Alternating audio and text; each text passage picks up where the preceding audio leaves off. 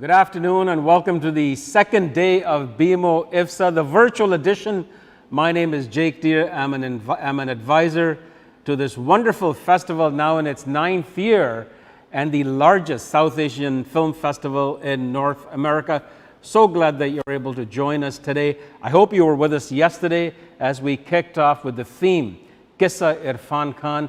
Today the theme is love, lament, and rebellion. And for the next 10 days, folks, there'll be a theme each day. And we'll share that with you a little bit later on what each day looks like. But today's theme is love, lament, and rebellion.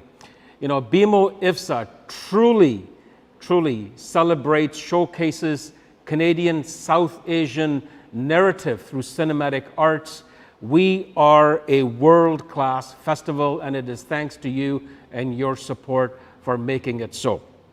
All right, here's what the next little while looks like. We have a wonderful film, Bombay Rose. Bombay Rose is a 2019 Indian animated film, written, edited, designed, and directed by Gitanjali Rao. The film had its world premiere at International Critics Week at the 2019 Venice Film Festival. It was screened in the Contemporary World Cinema section at the 2019 TIFF Festival. It just got bought by Netflix, but guess what? You don't have to wait until Netflix puts it to air. You can see it now. Before we get you to Bombay Rose, which starts at 7 p.m., we have a master class with the incredible Gitanjali Rao coming up. All right. Now, following the masterclass, we'll have the movie Bombay Rose in the virtual theater. But then I want you to come back because we will have all the other details of what the rest of the day looks like. All right. So come back at 8:30 sharp, and I'll be waiting for you to tell you what the rest of your day looks like. Now, the masterclass. Bombay Rose director Gitanjali Rao will be partaking in this, which will be moderated by Tessa Inkalar. Let me tell you a little bit about the amazing Gitanjali Rao.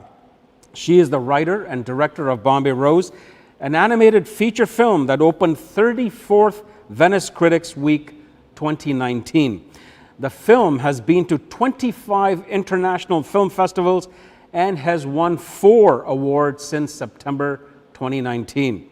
Gitanjali emerged into the international stage with her animated short, Printed Rainbow, which premiered and won 3 awards in Cannes Critics Week 2006. She is also an actor and debuted in Shujit Sarkar's film October, which won her 5 nominations for Best Supporting Actress. Incredible to have Gitanjali Rao with us.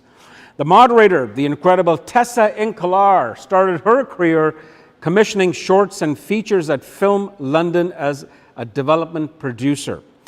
Tessa also developed a slate of Hindi language films at Cinestan Film Company aimed at Indian and global diaspora audience. Tessa executive produced Bombay Rose, which opened Venice Critics Week and financed the Oscar and BAFTA nominated Cold War.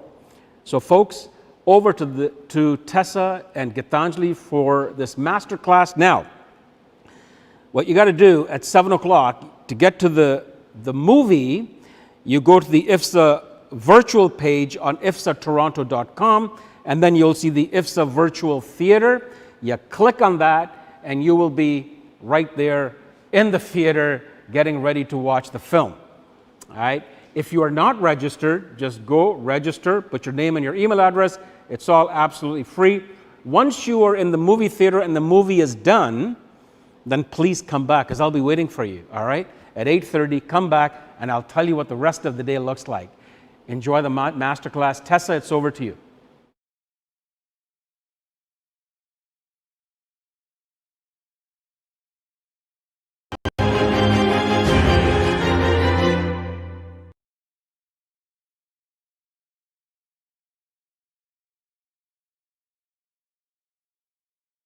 Hello, everybody. We are really excited to be screening Bombay Rose as part of the virtual edition of the BMO IFFSA Toronto 2020 in the Love, Lament and Rebellion section, which is incredibly pertinent to this film.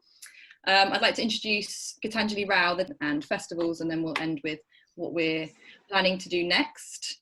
So Gitanjali, perhaps you could talk a bit about where this idea came from and your and the history of the story. Sure. So hi everybody at IFFSA, and it's a lament that we cannot be there, but it's great that the film is screening, and yeah, we'll share probably just some bits about how the film came to be made. For me, the process started somewhere around 2013. I had the idea of a film, a feature film, and I was looking, as all people who want to make feature films, the first thing you do is start looking for finance. And I kind of started that parallelly, looking for producers and developing the idea in my own mind. And it took a long time to actually find producers, because animation is a long process, it's an expensive process, and the kind of film that I wanted to make was a difficult one for animation. So for the first 1.5 years, instead of just waiting to make to find the right producers, what I did was I took a story from the film and I made it into a short film, a 19-minute film called True Love Story. This was basically to show and build faith in the audience and the producer that I can make a film like this, that a film like this can work in terms of the graphic style and the story that I was trying to say. So I made the film, and luckily it was selected in Cannes in 2014. So that's where the film premiered. And that's where the journey took off for me also, to go from a short film to making a feature film, understanding the process of writing a story, which is feature length. And then I started actually writing and scripting the feature length through various script labs. And yeah, so the process actually, the idea began in 2013. I made this film in 2014. And then a lot of things happened, but that will probably be part of your next questions. So yeah, so I was in somewhere around 2016, 2015, I did the script lab in NFDC, and that's where Siddhistan noticed Bombay Rose. Yeah, I remember reading, I remember watching your shorts, which blew me away. I mean, I just don't know how anyone couldn't love your work. And then I read the script. I was in Mumbai and I had really severe jet lag, and I was in bed and I couldn't sleep. So I knew I had the script to read. So I read it, and I read it in one sitting. I couldn't, I mean, I was so emotionally attached to it. I cried, I laughed. It was just, it really represented the Bombay that I'd seen and experienced in the last few years of working there. And I hadn't seen many that really captured that romance in a very kind of non-judgmental way. It was a very warm, loving story. And so I pitched it to my colleagues, and they all also fell in love with it. In fact, it was probably the easiest commission we ever did in the company, because we were all just besotted with it. So that was, yeah, so we came on quite early. I think you had some French co-production partners already, Film DC, and you were at animatic stage, I think, or you just started your animatic. No, I had not yet started my animatic. Oh yeah, maybe I had, but you're right. Yeah, right from 2013, I was supported by Le Film DC on another film, in fact, which was not Bombay Rose. So they had been supporting me with whichever idea I came up with as a feature. In 2013, it was Girgit, and we couldn't find co-producers for it. Then in 2014 onwards, it was what was then called True Love Story, and I was pursuing. And it was the beginning of 2016. The thing is, for almost 2 years, between 2014 and 16, while I was writing the script, and I had finished a couple of script labs and was showing it around to a lot of production houses in Bombay, there was a wait of anything between 6 months to 1 year, to sometimes never hearing from them at all about having read the script. So, you know, one was doing this thing as all strugglers do. You go with your script to about 20 production houses, And they say, yeah, we will read it and we will get back to you. And sometimes it even went into a 1 or 2 meetings, and then we will get back to you kind of thing happened. And what was different after the co-production lab in through Film Bazaar, and when Sinistan noticed it, one of the things was, yes, I had done 3 labs and the script had evolved a lot. And then when Sinistan, I passed on the script to Nupu, I remember, and she sent it to you. I think it took exactly 5 days for Sinistan to get back to me. I sent the script on Monday, and by Friday, you people said we are interested. In the history of producing films, forget an animation film, which is as difficult as mine, I have not heard 5 women reading the script and agreeing on doing the film and being so decisive. And 2.5 years later, we made the film. It was not just one of those things, yes, we'll do it, and it did work out. So that was quite a magical moment. And it happened so quickly. And something you do for 3 years, nothing works out. And then in 5 days, it gets a thumbs up. It was, I think, everything coming together, the right people, right partnership, and then I guess love at first sight from both places. Absolutely. No, I mean, yeah, it was love at first sight. And I think you're right. I think an all-female team, I mean, so the 2 producers of the film, Anand Mahindra and Rohit, who oversee Sinistan Film Company, obviously they're men, but they'd brought in this team of women from UK, Spain, India. And yeah, I think we all really wanted to tell women's stories. We wanted to tell stories led by female filmmakers.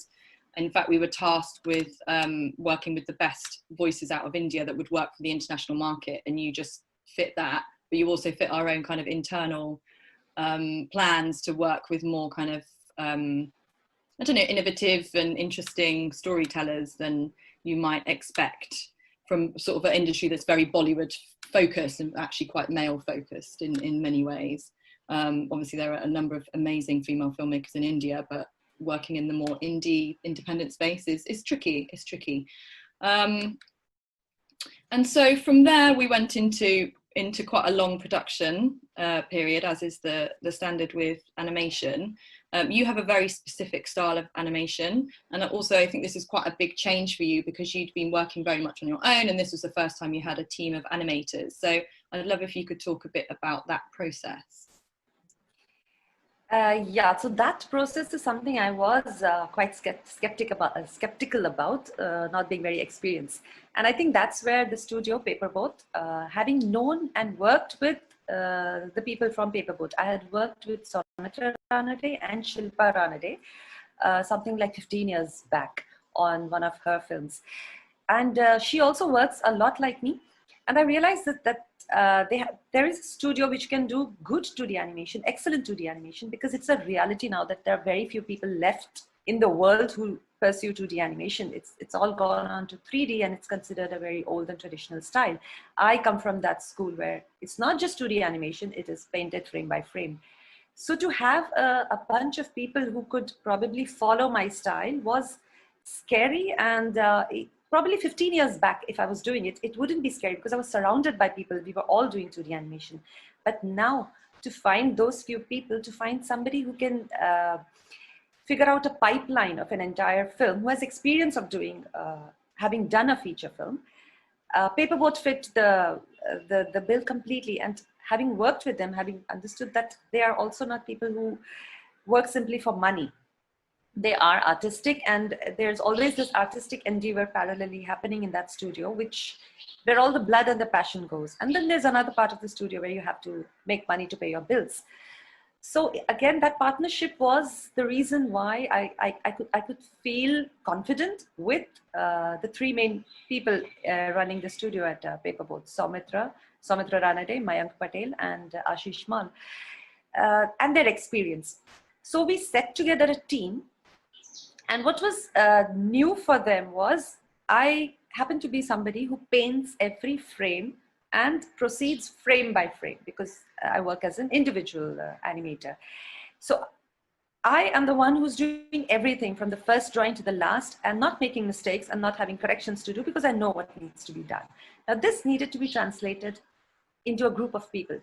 So we had to come up with very innovative techniques of here is a signature style of somebody, and then there are going to be 40, 50, 60 people doing that same signature style. And the paperboard broke it down quite interestingly, depending on the talent that we had.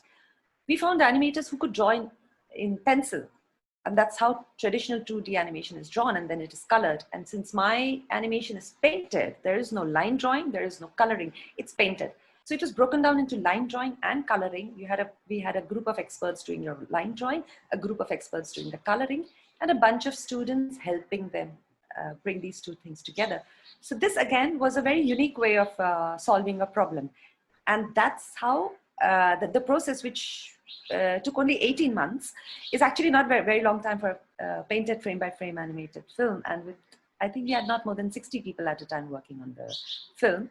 It was just training them to get to learn my style and work in coordination with each other, because no drawing was done by a single person. No frame was created by a single person. It was such a huge team making it all come together.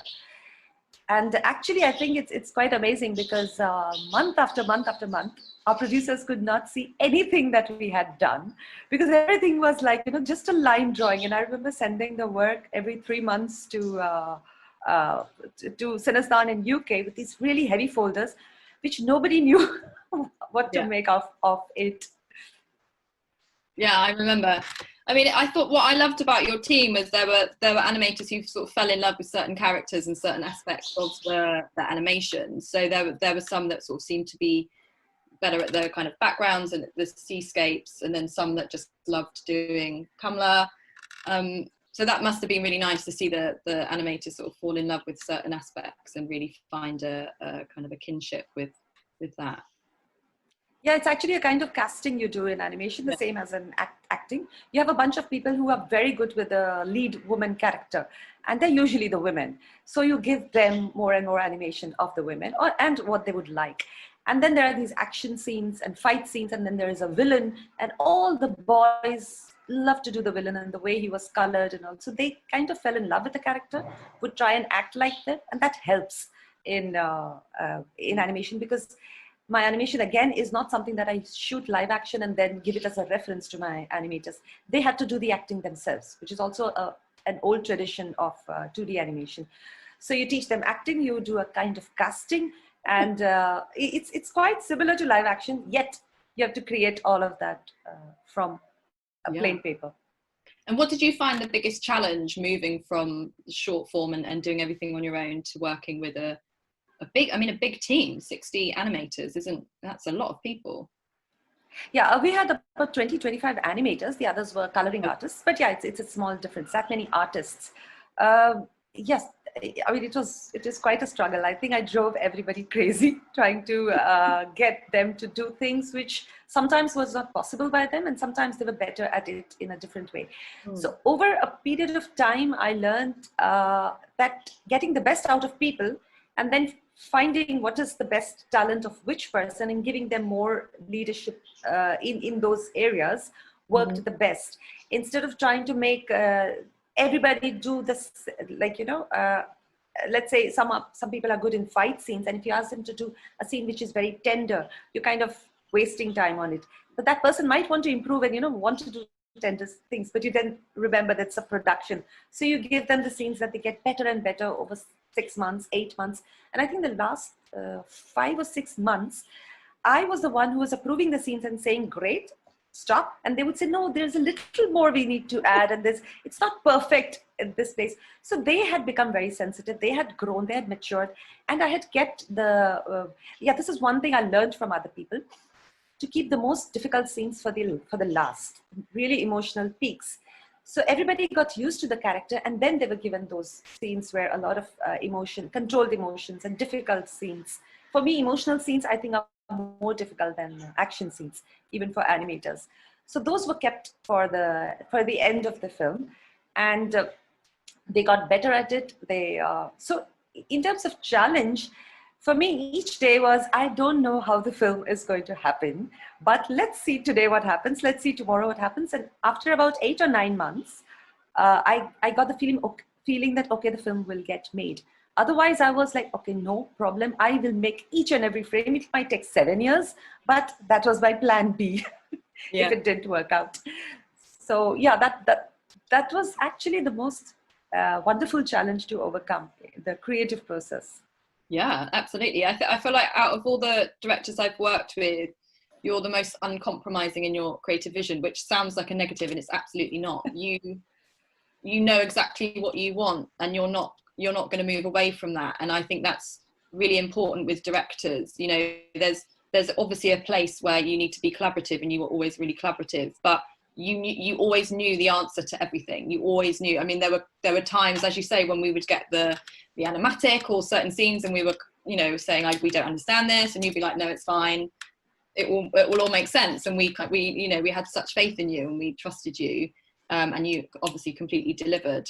But I think it is really important for directors to stick to that vision, particularly when you're making things on a relatively low budget. I mean, this animation wasn't low budget, but for Pixar level animations, you know, it was.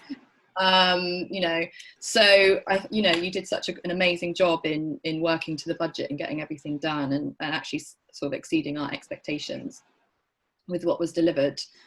And then I think, meanwhile, whilst you were in the midst of your animation, we were financing. So Cinestan invested a certain amount into the production. We had our French co-production partners, and actually it was quite a challenging film to finance, because it's an art house animation, which is naturally not the most commercial of concepts. Every single person we were talking to adored it. But when it came to the financials, it wasn't the easiest sell. So we did, I think, try and do the German co-production, which didn't work out, because that actually then ends up adding more money to your budget. And so we brought in a UK financier called Goldfinch, who helped co-finance. And I think in the end, it ended up with Film DC's local French money, Cinestan and Goldfinch. I think that was the financing package. And that took months, and we had a lot of meetings in Cannes, trying to find co-financiers, but in the end it worked out very well for us, because we've done our deal, which we can talk about in a bit. I actually wanted to talk to you a bit more about the story itself, and where you got the inspiration from for it, because it's three kind of interweaving stories. And everything comes back to love, really, and different kinds of love, I would say. But I know you're very influenced by classic Bollywood, so it'd be good to talk about that a little bit. The idea for the film, in different ways, was floating around in my mind. The characters were something that came first to me, and their stories, the backstories, essentially was they come from different parts of India into a city like Bombay. The reason being that, as a person who lives in Bombay, who works, who studied here, invariably, just about everybody in the city is a migrant, has come either this generation or the previous generation, or maybe 2 generations back, looking for work, seeking a better life and settling down, or a bunch of people who never managed to settle down and live on the fringes of society.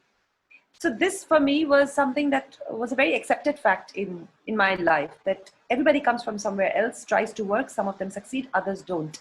And a lot of stories have been told about people who succeed, but very few stories are being told about the huge number of people who don't succeed and their lives. So coming across all these characters in real life was a normal thing. Like even if you just travel by train, you would see these girls who are selling trinkets in the train. Or if you were traveling by a taxi, you would see boys selling bouquets of flowers. And I would see this flirtation happening between them, and wonder, you know, if you come from 2 different places, you hardly speak to each other from different cultures. And if you were to fall in love, how would it transpire? What then would happen? So I started meeting people, talking to people, reading stories about where people come from, how their lives end up, reading about bar dancers, which was a big thing in the 90s and 2000s. And I actually went and visited them also, to understand that this is quite an amazing culture of young women coming from various places.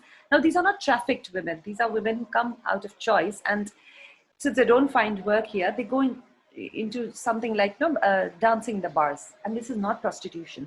So there was this way that women could exist at a certain level of society, could exist in the city, and that was suddenly banned in 2006 for morality reasons. And a number of these women were driven to prostitution, were driven to suicide, were driven to things like going in the Gulf countries and getting enslaved.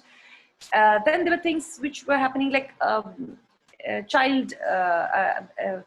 the laws against children who work. So what I felt was in this laws keep wanting to protect women and children, but they don't execute the laws in a way that it affects them.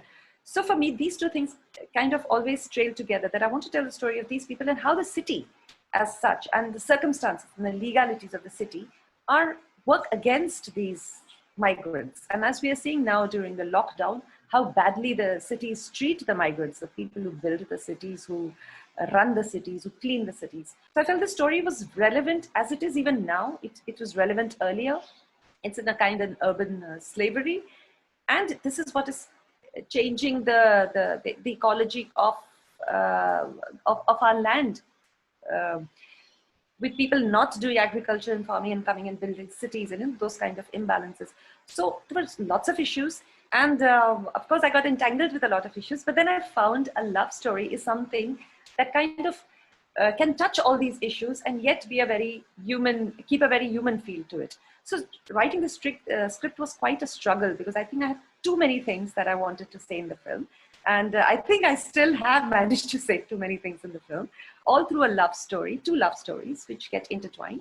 And basically it is like, I don't know if I'll be able to make another film, so let me tell everything that I want to as grandly as possible.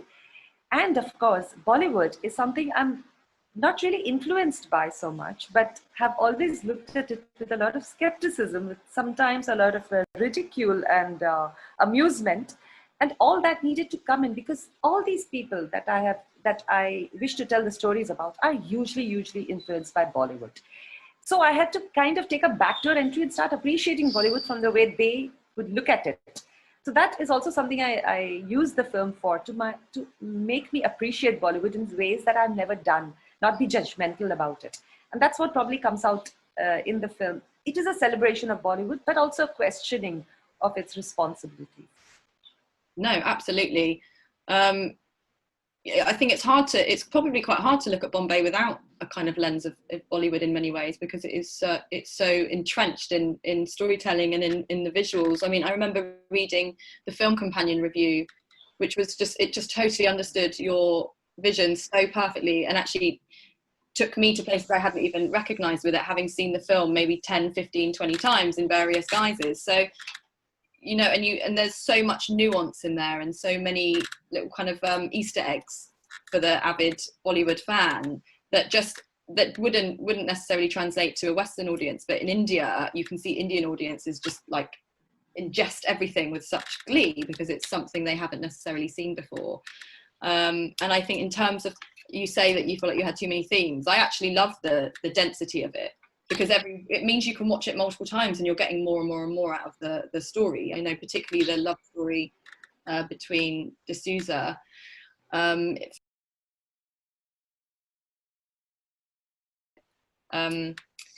I also love the influence you have with the kind of folk art and the kind of what are the specific, can you talk a bit actually about the animation styles, because I find them really fascinating in terms of Indian history, art history.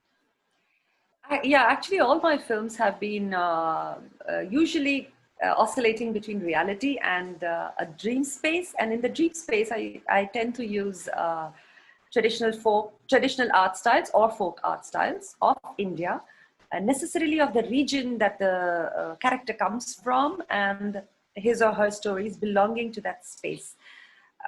So I have three characters. One is Kamla. She's from the central part of India, Madhya Pradesh. So that place is where the Mughal miniatures and the Kangra miniature paintings are flourished during the 17th and 18th centuries. They still do, but that was really the time, 18th century. was when it was at its peak, and we still have those remnants, but it is a dying art form.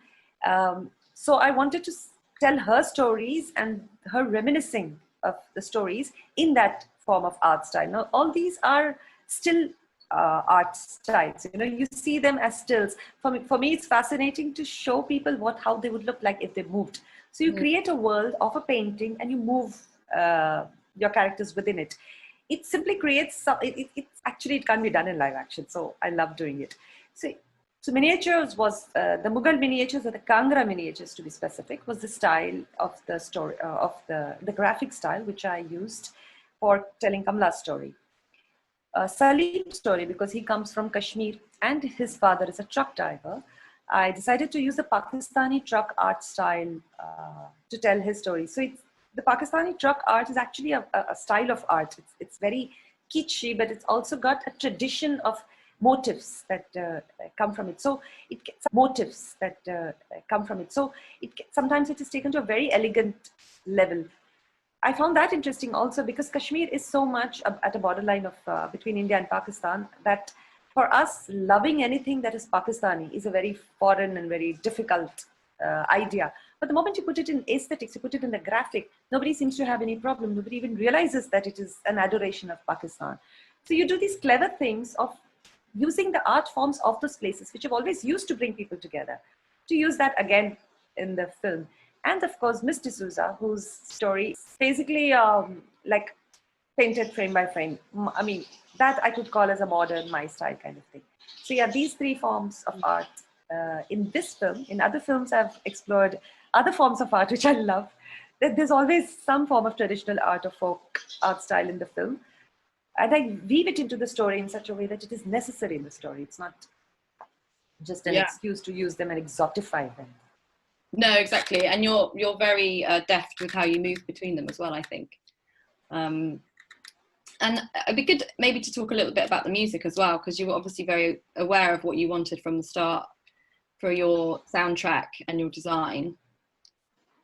I was aware, but it was more like a dream and a wish.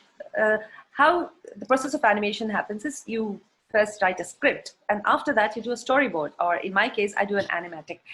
So basically, it is a visual storytelling of every shot of the film done before we start the animation of the film. So when I do that, I'm editing a 90 to 95 minute footage of film, which is just still drawings. These are meticulously drawn drawings of the moods, the space, what people are doing, more like mood boards than just a working storyboard. And the thing is, if you were to watch it or even edit it or put it together in your mind, you need music as an editor. So when I was doing the animatics and I would reach a particular scene, I would just go online or go into my collection and say, oh, this is the music which I love, and this is going to fit the rhythm of the edit that I need to do and the mood and everything. So I would just use some of the music which I loved, which I had heard and which I could access. It was not like you can't have freshly, newly created music. And the fact is, I put it there and then I created the scenes around that music, and it had a rhythm. So when you saw the animatic, or when anybody else saw the animatic, the music and the visuals seemed to work very well together. And the fact is that we managed to get just about all the music which was existing and which everybody liked into the film 2 years later. All the credit goes to you and Goldfinch for sourcing that music. But that is why you can probably say I was very sure of the music that I wanted. Because if you had not managed to get that music, I would have to think differently. We were so far gone in animation, it would not sound good. It was all a question of the producer and the investment. If it had to go in another direction, I would probably have to use other music for the film. So it's one thing to wish for something, use it, make it work, and it's another thing to have it. So since we got it, it seems to work very well. I mean, it works beautifully. You also had some original songs recorded as well. Yeah. Yes, the original song was never really there in my mind, and it was never there in the animatic either. As we started making the film, I felt that the heroine needs to speak less, and in her mind, she would sing. And it was actually after dubbing the voice, which comes after the animatics and before we start making the film, all the voices were dubbed. So when the voices were dubbed, as you remember, we found too much silences. And that's where the original music came in. And I think that is the right process, that you have a skeletal idea of where the music will be. And then as the film proceeds, because it takes 2 years to proceed, we find spaces to put in. But yeah, that original piece of music was not really intended enough. I think it was everybody was really worried about it, and I think we had quite a bit of experimentation on those things, because really act sound was where I could experiment, because I could not experiment on the animation at all. Everything has to be so locked and you can't really change it. Yeah, I think it lifts and it adds a whole extra depth to the emotion of the story, actually, because the vocals are so literally I can feel them, you know. They put little my hairs on end. I think her voice is stunning. So 2.5 years of production, is that right? Yes, 21 months to be exact.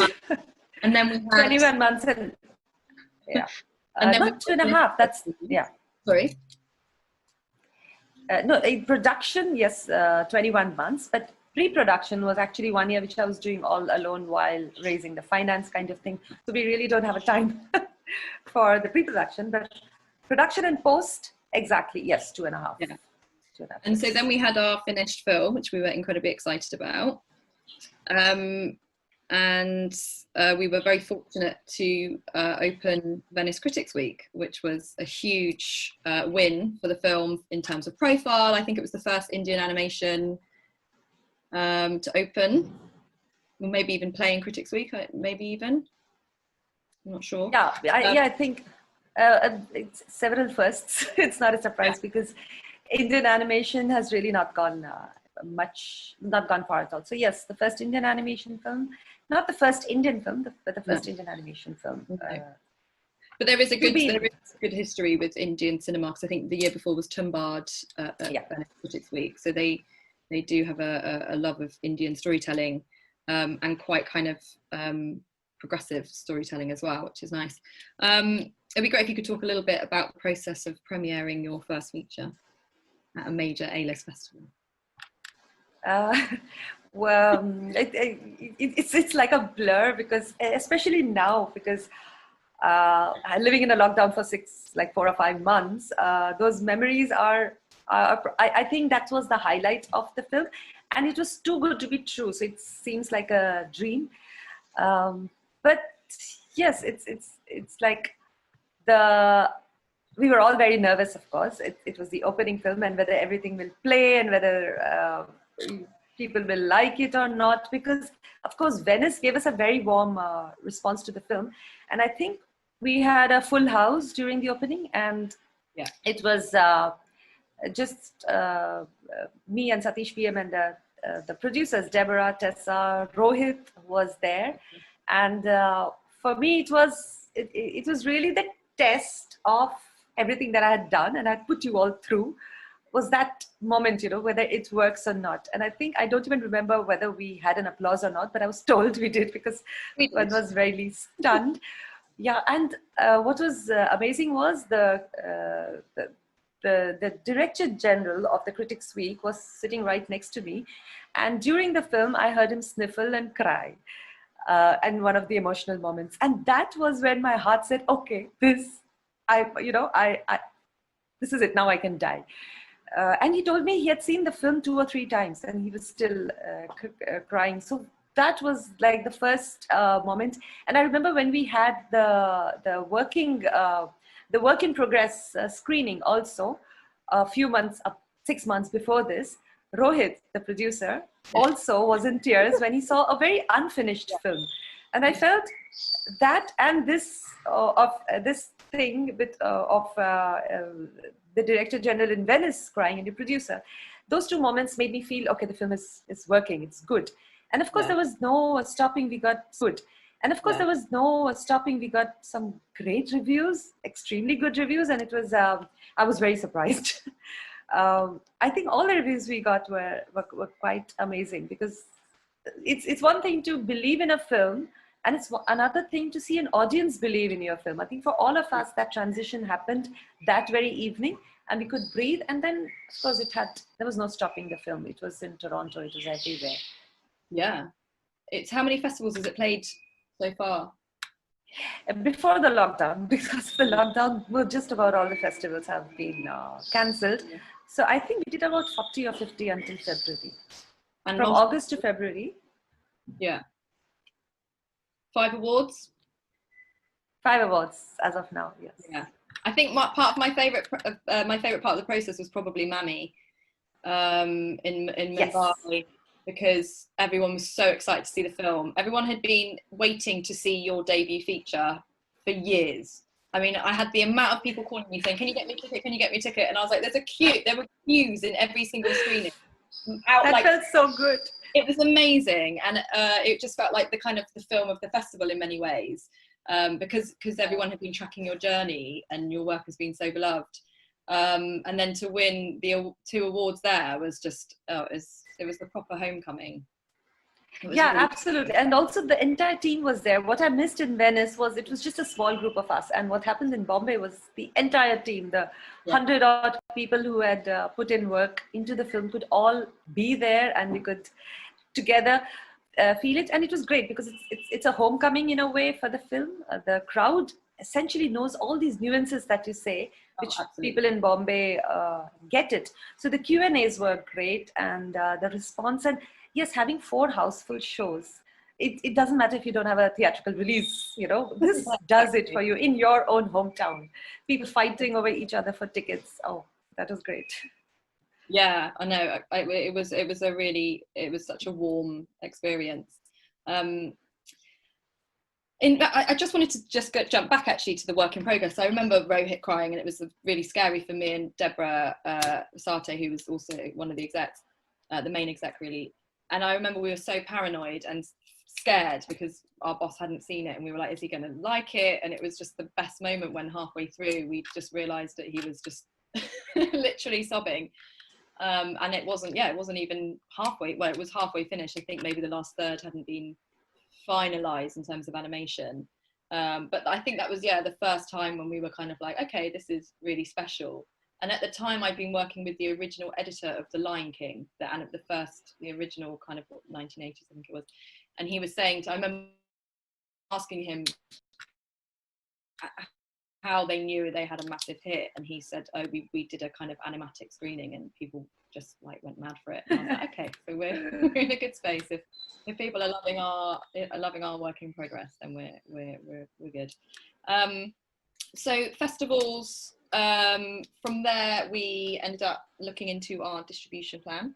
We did have some offers from distributors to do theatricals, sort of art house, sort of very prestige distributors, but we also had platform interest, and we announced day before, that this is on the 16th.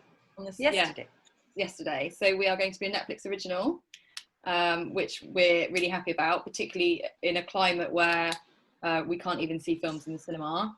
It feels even more exciting for us to be able to go into a stream release, and they're obviously really excited about the film. They love it. They're big champions of it. So I think it should get a good promotion. Do we have a date? Sorry, I've left Sinistan, so I'm not actually in the loop on what's going forward now. No, they haven't given us a date. They haven't given anybody a date. But from what I read in one of the articles, it would be the last quarter of this year. So sometime October, November, December. Christmas, Diwali release. Let's yes, hope that would be nice. Diwali under lockdown. My God, that would be depressing. Yeah, India is supposed to peak in the mid-November. So. Oh really? I don't know.